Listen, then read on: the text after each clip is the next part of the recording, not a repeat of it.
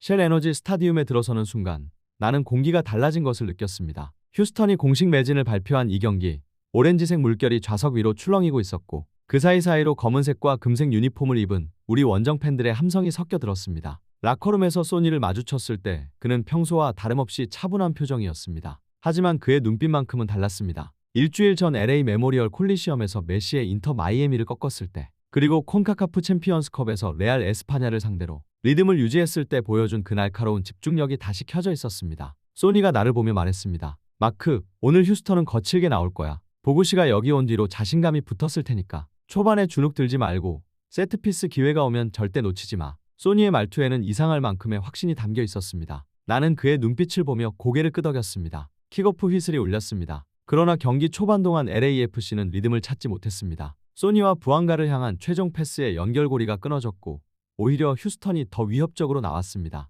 전 시즌 LAFC에서 뛰었던 보구씨가 자유로운 포지션에서 기릴레름이 링노와 연결하며 우리 수비를 밀어붙였습니다. 경기는 처음부터 거칠었습니다. 거친 태클, 양쪽 모두 심판에 대한 끊임없는 항의, 감정이 끓어오르는 뜨거운 분위기. 소니가 공을 잡을 때마다 안토니오 카를로스와 스비아첸코가 강하게 붙었고 파울성 접촉이 이어졌습니다. 시간이 흐르면서 우리도 서서히 점유율을 끌어올리기 시작했습니다. 하지만 골은 나오지 않았습니다. 그리고 전반 추가 시간, 경기의 모든 것을 바꿀 사건이 벌어졌습니다. 소니가 박스 바로 바깥에서 등을 진 채 패스를 받으려는 순간이었습니다. 공이 소니의 발에 닿기 직전 뒤에서 달려온 안토니오 카를로스가 소니의 아킬레스건 부위를 정면으로 긁어내렸습니다. 공은 아예 치지도 않았습니다. 소니가 고통스러운 표정으로 쓰러졌고 나는 심장이 멎는 것 같았습니다. 주심이 달려왔고 주저없이 주머니에서 곧장 레드카드를 꺼내 들었습니다. 다이렉트 퇴장, 난폭행위, 바이올런트 컨덕트 등을 보이고 있는 선수의 아킬레스건을 뒤에서 긁는 태클은 변명의 여지가 없는 위험한 행위였습니다. 카를로스는 고개를 떨구며 그라운드를 떠나야 했습니다. 나는 즉시 소니에게 달려가 급하게 의료진에게 신호를 보냈습니다. 아킬레스건, 선수에게 가장 치명적인 부위였습니다. 다행히 소니는 이를 악물고 일어났습니다. 메디컬 스태프의 치료를 받은 뒤 다시 피치 위에 선 소니의 얼굴에는 고통 대신 차가운 결의가 서려 있었습니다. 분노가 아니었습니다. 축구로 답하겠다는 눈빛이었습니다. 후반전이 시작되자 우리는 더욱 공격적으로 나섰습니다. 10명이 된 휴스턴은 진영을 낮추고 버텼습니다. 소니가 움직일 때마다 스피아첸코와 할터가 남은 힘을 다해 막으려 했지만 한 명이 빠진 수비 라인으로는 손흥민을 가둘 수 없었습니다. 소니가 한번 가속하면 상대 수비 라인 전체가 후퇴했고 그가 만드는 공간 속에서 부앙가와 마르티네스가 자유롭게 뛰었습니다. 우리에게 필요한 건 한 골이었습니다. 그리고 그 한 골의 열쇠는 소니가 라커룸에서 강조했던 바로 그것이었습니다. 세트피스, 그리고 그 시간이 결국 찾아왔습니다. 코너킥 지역으로 소니가 걸어갔습니다. 부앙가도 함께였습니다. 쇼코너, 휴스턴 수비수들이 골문 앞에서 긴장하며 자리를 잡고 있었지만 우리의 계획은 달랐습니다. 소니가 짧게 부앙가에게 패스했습니다. 부앙가가 다시 소니에게 되돌려줬습니다.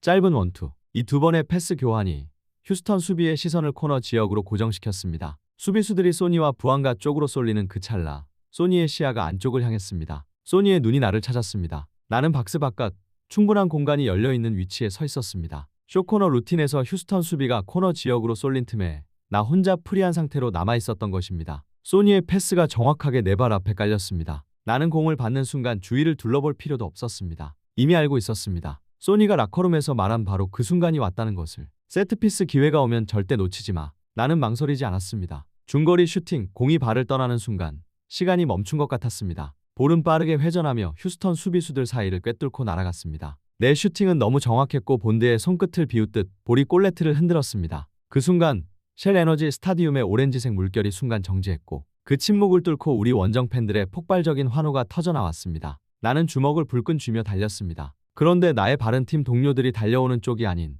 오직 한 사람을 향해 움직이고 있었습니다. 소니, 나는 소니에게 달려갔습니다. 제일 먼저, 누구보다 먼저 그에게 달려가 안겼습니다. 부앙가가, 마르티네스가, 틸먼이 환호하며 몰려오고 있었습니다. 하지만 나의 본능은 오직 한 사람만을 향하고 있었습니다. 소니의 품에 안기는 순간 나도 모르게 눈시울이 뜨거워졌습니다. 그의 어깨를 꽉 움켜쥐며 말했습니다. 이건 내가 만든 골이야. 내가 다 만든 거야. 소니는 미소를 지으며 내 등을 두드렸습니다. 아니야, 마크, 우리가 함께 만든 거야. 하지만 나는 알고 있었습니다. 전반부터 수비수 두세 명을 자기 몸으로 끌어당기며 거친 압박을 온몸으로 견디고 결국 상대 수비수를 극한까지 몰아붙여 다이렉트 퇴장까지 이끌어낸 것. 그 모든 과정이 이 한 골을 위한 밑그림이었습니다. 내가 한 것은 단지 그가 설계한 세트피스의 끝에서 방아쇠를 당긴 것뿐이었습니다. 선제골 이후에도 소니의 지배는 계속되었습니다. 마치 오케스트라 지휘자가 손끝으로 음악을 이끌듯 손흥민은 쉘 에너지 스타디움의 리듬을 완전히 장악했습니다. 10명으로 줄어들고 선제골까지 허용한 휴스턴은 사기가 꺾이고 있었지만 그래도 이를 악물고 버텼습니다. 그러나 상황이 또다시 극적으로 바뀌었습니다. 후반에 교체 투입된 신입 아민 부드리의 환상적인 패스가 소니를 찾았습니다. 소니 앞에는 오직 열린 공간과 골키퍼 본드만이 남아있었습니다. 1대1 찬스. 그런데 휴스턴 미드필더 아구스틴 부자트가 뒤에서 달려들어 소니를 끌어당겨 쓰러뜨렸습니다. 명백한 골 기회 저지.